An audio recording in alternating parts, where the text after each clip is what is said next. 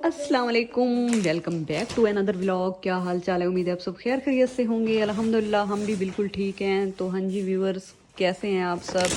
जैसा कि आप लोगों को पता है कि मेरी तबीयत काफ़ी दिनों से ख़राब है। मुझे एक तो बहुत ज़्यादा फ्लू है, गला ख़राब है और बुखार है। तकरीबन हफ्ता हो गया है और मैंने कोई भी व्लॉग कैप्चर नहीं किया, ना बनाया है, क्योंकि जैसे इंसान की तबीयत इतनी ज़्यादा ख़राब होती है ना, तो फिर बिल्कुल भी दिल नहीं करता इंसान का कोई काम करने को। और वो भी सर्दियों में इतनी ज़्यादा सर्दी होती है ना। और एक तो ये है कि बहुत ज़्यादा सर्दी है, सर्दी की वजह से मुझे बहुत ज़्यादा फ्लू हो गया है। और दूसरा ये है कि मौसम जैसे ही चेंज होता है ना, तो आजकल हर इंसान बहुत ज़्यादा बीमार है। किसी को फ्लू है, किसी को बुखार है और किसी को कुछ है। और वैसे भी स्मोक की वजह से भी मौसम काफ़ी ख़राब है, जिसकी वजह से काफ़ी ज़्यादा लोग बीमार हैं। तो मैं भी इसी तरह काफ़ी दिनों से बीमार थी और मैंने कोई व्लॉग कैप्चर नहीं किया। तो फिर आज मैंने सोचा कि चलो, बैठी तो मैं हूँ इधर और आप लोगों के लिए कोई व्लॉग ही कैप्चर कर लूँ, ताकि आप लोगों से थोड़ी बहुत बात भी हो जाए और जो काम हम कर रहे हैं वो भी आप लोगों से शेयर कर लें। तो जैसा कि शादियाँ गुजरी हैं, आप लोगों को पता है, और उनके बाद जैसे ही भाई इंसान शादी अटेंड करके आता था और कपड़े वगैरह जो थे वैसे ही अलमारियों में ऐसे फेंक देते थे, उनकी कोई तरतीब नहीं थी। तो आज मैंने फातिमा को कहा कि तुम सारे कपड़े सेट करो और मैं साथ साथ व्लॉग कैप्चर करती हूँ।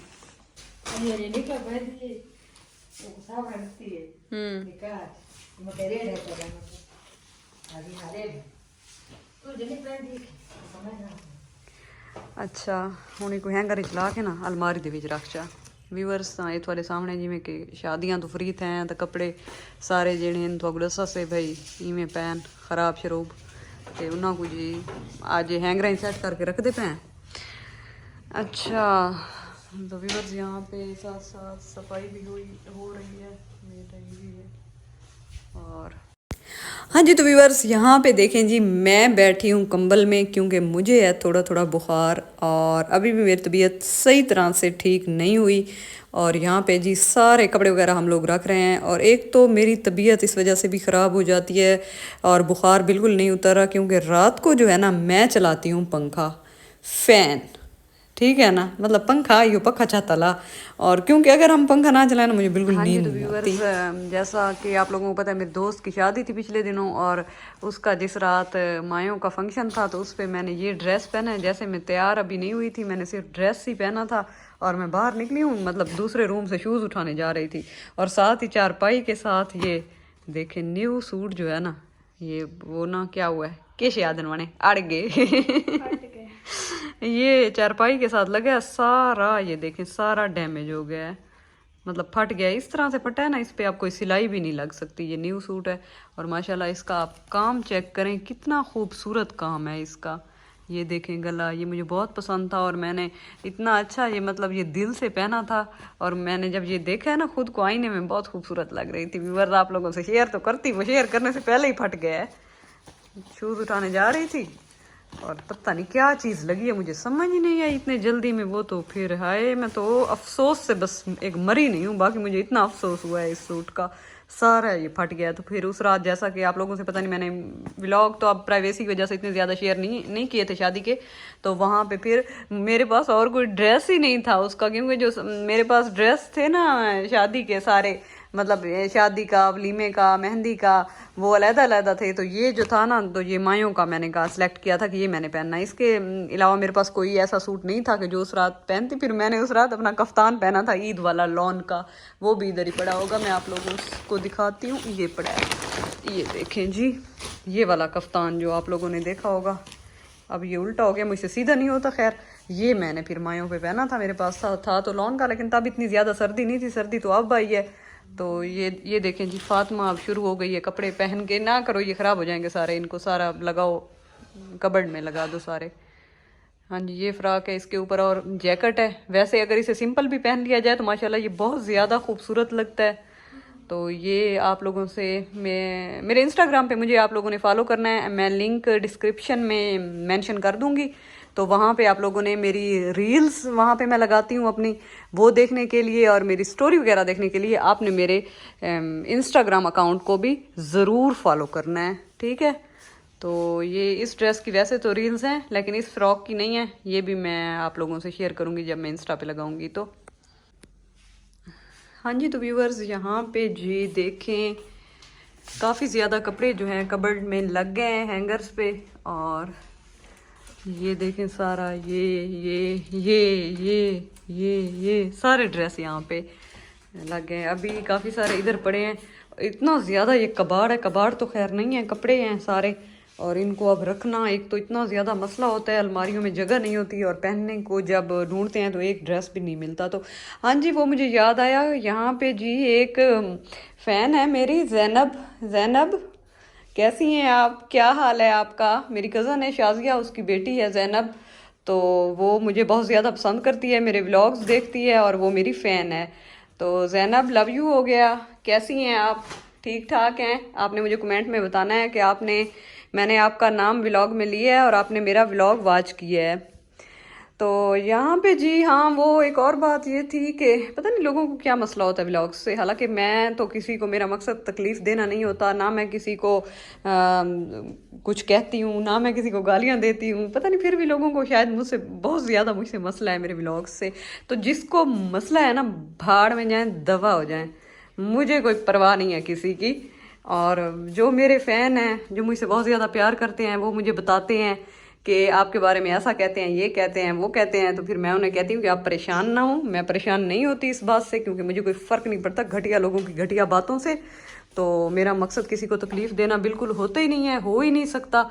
और फिर जब लोग बातें करते हैं तो बहुत ज़्यादा अफसोस होता है। तो काइंडली प्लीज़ आप इस चीज़ का ख्याल किया करें कि जब हम लोग आप लोगों को कुछ नहीं कहते तो आप लोगों को हक नहीं बनता कि फजूल में ऐसे बात किया करें। आप लोगों की ज़िंदगी में और कोई काम नहीं है सिवाय बातें करने के, या दूसरों के जिक्र करने से भी, ये फलाना बंदा ये कर रहा है, वो कर रहा है, ये कर रहा है। यार ऐसे ना अपना टाइम ज़ाया किया करें। अपना टाइम जो है ना, इतना आप लोगों को कीमती, खैर कीमती तो नहीं होता, फालतू टाइम ही होता है लोगों के पास, जो लोगों पे बातें करते हैं। तो ये जो टाइम होता है आप लोगों का ना, तो ये अपने बच्चों पे, अपने घर पे तवज्जो दें तो शायद आपका कुछ बन जाए। खैर छोड़ें, ये बातें तो होती रहेंगी और आप लोगों को पता है, ये चीज़ मैं डिस्कस नहीं करना चाहती। खैर यहाँ पे देखें जी, ये सारी जी रिपोर्ट्स हैं मेरी।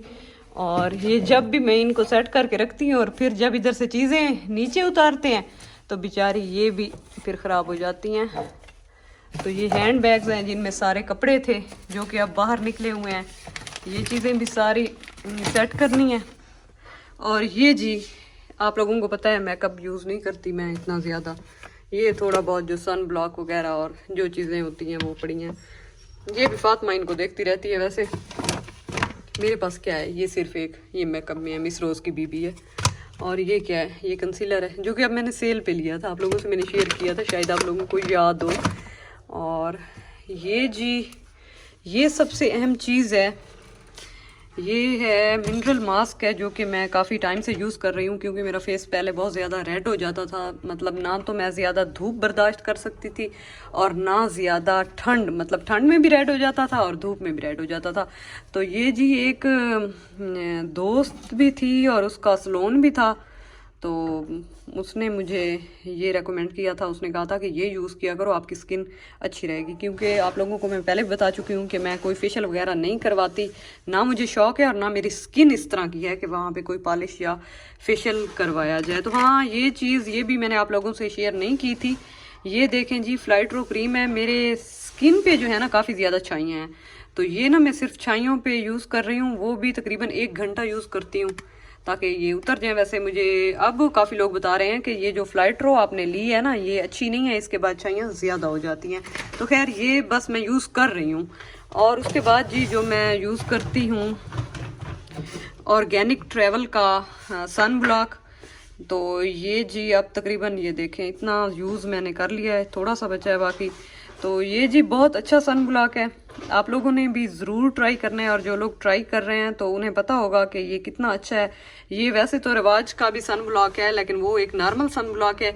ये ऑर्गेनिक ट्रैवल वालों का जो है सन ब्लॉक, ये काफ़ी अच्छा है और इसके रिजल्ट भी काफ़ी अच्छे हैं। जब ये मैं यूज़ करती हूँ ना, तो फिर किसी भी बीबी की या किसी और चीज़ की स्किन पे ज़रूरत नहीं होती। ये बहुत अच्छा है ऑर्गेनिक ट्रैवल वालों के साथ। हाँ जी, तो व्यूअर्स जैसा कि आप लोग जानते हैं, ऑर्गेनिक ट्रैवल वालों के सारे प्रोडक्ट काफ़ी अच्छे हैं और आप लोगों ने ज़रूर ट्राई करने हैं। तो यहाँ पे जी आज का व्लॉग काफ़ी लंबा हो गया है, आज के व्लॉग का यहीं पे करते हैं एंड इंशाल्लाह मिलेंगे एक न्यू व्लॉग के साथ। और मैं बिल्कुल जब ठीक हो जाऊंगी तो इंशाल्लाह जैसे आप लोगों से पहले व्लॉग मैं शेयर करती हूँ तो वैसे एक दिन मतलब स्किप करती हूँ और दूसरे दिन व्लॉग मैं शेयर करती हूँ आप लोगों से। तो इंशाल्लाह मैं बिल्कुल जब ठीक हो जाऊंगी ना तो फिर मैं डेली व्लॉग आप लोगों से शेयर करूँगी, मतलब अपनी डेली रूटीन आप लोगों से शेयर करूँगी। हमें दीजिए इजाज़त, इंशाल्लाह मिलेंगे एक न्यू व्लॉग के साथ। अपना ख्याल रखिएगा, अल्लाह हाफिज़, और इंस्टाग्राम पे फॉलो करना मत भूलिएगा।